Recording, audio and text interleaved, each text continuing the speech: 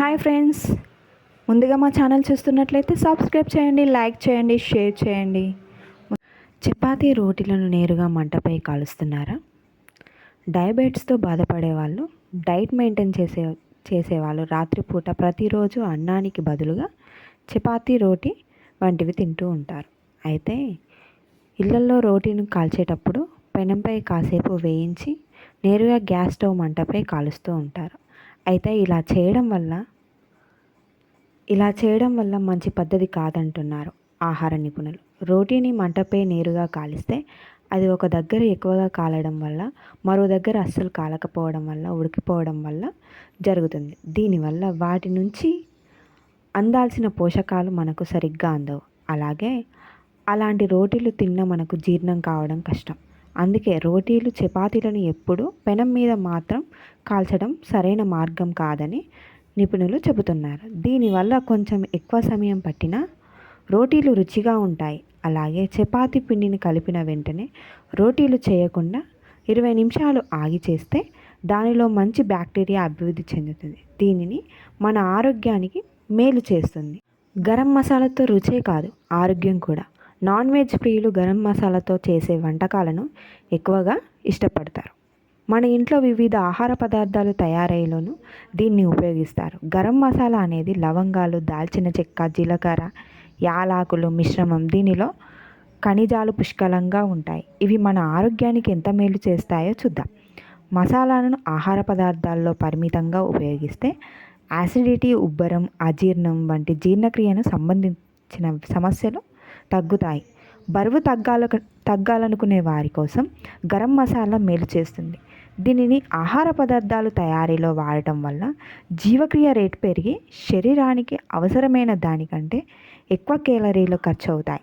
దీనివల్ల బరువు తగ్గే అవకాశం కూడా ఉంటుంది.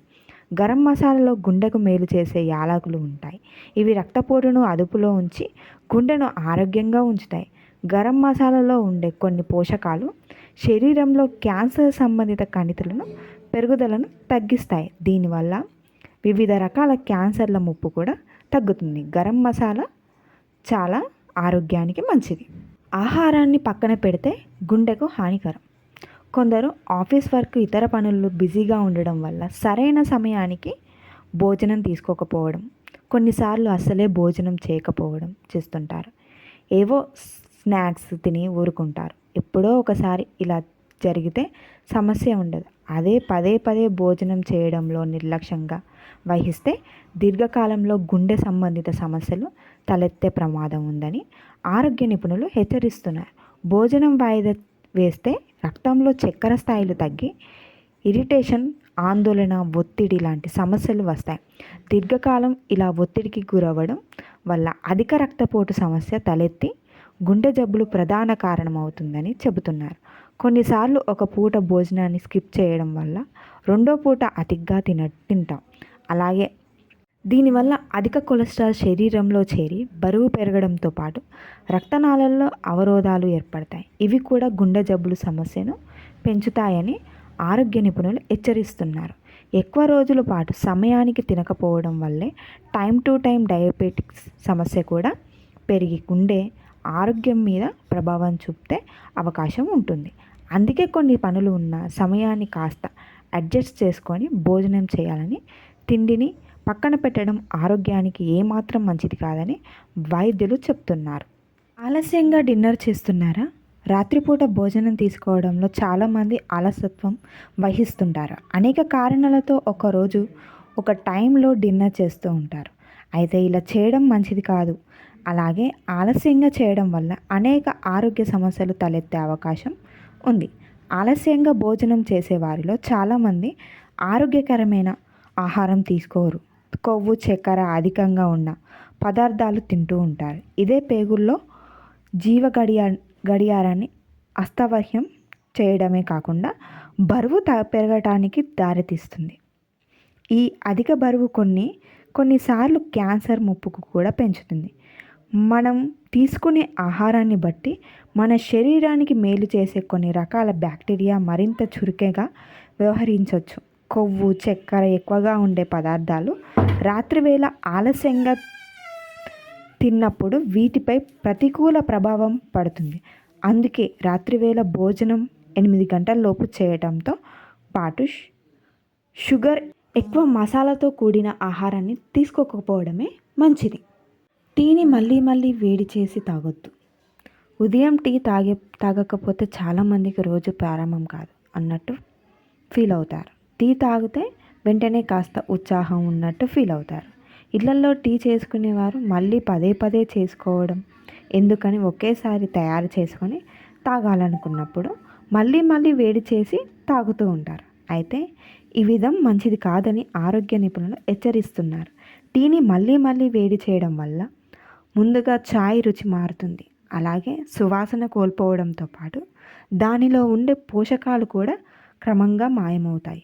టీని పదే పదే వేడి చేసిన దానిలో హానికర బ్యాక్టీరియా పెరుగుదనే ఇది ఆరోగ్యానికి హాని చేస్తుందని నిపుణులు చెబుతున్నారు. అలాగే కడుపు నొప్పి, జీర్ణ సంబంధిత సమస్యలు, కడుపులో గ్యాస్ ఏర్పడడం వంటి సమస్యలు తలెత్తే అవకాశం ఉందని హెచ్చరిస్తున్నారు. అందుకే ఇంట్లో టీని అప్పటికప్పుడే చేసుకొని తాగితే రుచి, దాని ప్రయోజనాలు మనకు అందుతాయి. కొలెస్ట్రాల్ పెంచే ఈ ఆహారం దూరం పెడదాం. ఆరోగ్యంగా ఉండాలంటే మంచి పోషకాలు కూడిన ఆహారం ముఖ్యం. కొవ్వు పదార్థాలు, షుగర్, ఉప్పు తక్కువగా ఉండే వాటిని తినాలని ఆరోగ్య నిపుణులు సూచిస్తున్నారు. అయితే కొన్ని ఆహార పదార్థాలు మన శరీరంలో హానికర కొవ్వు స్థాయిలని పెంచుతాయి. వాటిని పక్కన పెట్టడమే మేలు. అవి ఏమిటో చూద్దాం. నూనెలో ఎక్కువగా ఫ్రెంచ్ ఫ్రైస్, చికెన్ ముక్కలు తింటే శరీరంలో హానికర కొలెస్ట్రాల్ పరిమాణం ఎక్కువగా పెరుగుతుంది. ఇది రక్త సరఫరాలో ఆటంకం కలిగించి గుండె వ్యాధులను ముప్పు చేస్తుంది. చైనీస్ ఫుడ్స్, చిప్స్ వంటి వాటిని కూడా తినకపోవడం మంచిది. కేకులు, కుకింగ్లు వంటి బేకింగ్ వస్తువులను ఎంత దూరంగా ఉంచితే ఆరోగ్యానికి అంత మంచిది. వీటిలోకి అధిక చక్కెర పరిమాణం శరీరంలో చెడు కొలెస్ట్రాల్ స్థాయిని పెంచుతుంది. పిజ్జాలు, బర్గర్లు అతిగా తిన్నా ఊబకాయానికి కారణమవుతాయి. చాలామంది చికెన్, మటన్ చాలా ఇష్టంగా తింటారు. వీటిలో మటన్ మరీ ఎక్కువగా కాకుండా పరిమితిగా తినడం మంచిదని నిపుణులు సూచిస్తున్నారు. మటన్ ఎక్కువగా తింటే శరీరంలో హానికర కొవ్వు స్థాయి పెరిగి ప్రమాదం ఉంది. కొవ్వు పరిమాణం ఎక్కువగా ఉండే పాలు, పెరుగు, వెన్న వంటివి కూడా చెడు కొలెస్ట్రాల్ పెరుగుదలకు కారణమవుతాయి. పప్పు మంచిదే కానీ చాలామంది తాము రోజు తినే వంటల్లో పప్పును భాగం చేసుకుంటారు. మనం పండుగల్లో, శుభకార్యాల్లో తప్పనిసరిగా పప్పు కూర ఉంటుంది, లేదా పప్పుతో చేసే సాంబార్ అయినా తప్పక ఉంటుంది. దీన్ని తినడం వల్ల మన ఆరోగ్యానికి కొన్ని ప్రయోజనాలు ఉన్నాయి. పప్పులో ఉండే ఫైబర్ రక్తంలో చక్కెర స్థాయిని నియంత్రించి రోగనిరోధక శక్తిని పెంచుతాయి, రక్తహీనతను నివారిస్తాయి. గుండె ఆరోగ్యానికి, ఎముకల ఆరోగ్యానికి పప్పు మేలు చేస్తుంది. అయితే పప్పును ఎక్కువగా తీసుకుంటే కొన్ని దుష్పరిణామాలు కూడా ఉంటాయి. అవేంటో చూద్దాం. పప్పులో ప్యూరిన్లు ఉంటాయి. ఇవి శరీరంలో యూరిక్ యాసిడ్ స్థాయిలను పెంచి కీళ్ళ నొప్పులకు కారణమవుతాయి. అందుకే పప్పుని ఎక్కువగా తినకూడదు. పప్పులో ఫైబర్ అధికంగా ఉంటుంది. ఇది మనకు మేలు చేసినప్పటికీ పప్పును అతిగా తీసుకుంటే కొన్నిసార్లు గ్యాస్, యాసిడిటీ సమస్యలు వచ్చే అవకాశం ఉందని వైద్యులు చెబుతున్నారు.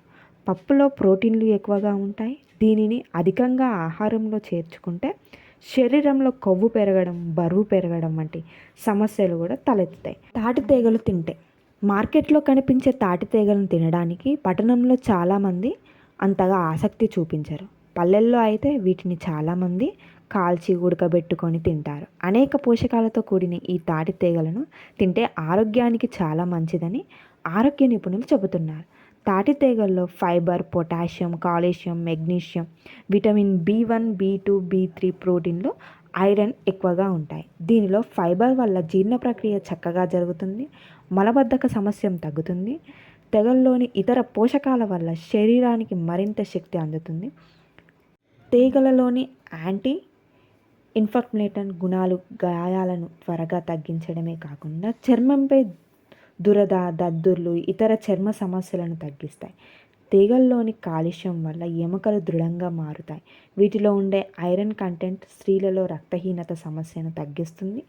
తీగల్లో ఉండే మెగ్నీషియం శరీరంలో ఆరోగ్యకరమైన కొలెస్ట్రాల్ స్థాయిని పెంచుతుంది. తాటి తీగలు తింటే చాలా ఒంటికి మంచిది, ఆరోగ్యం కూడా. Thank you friends.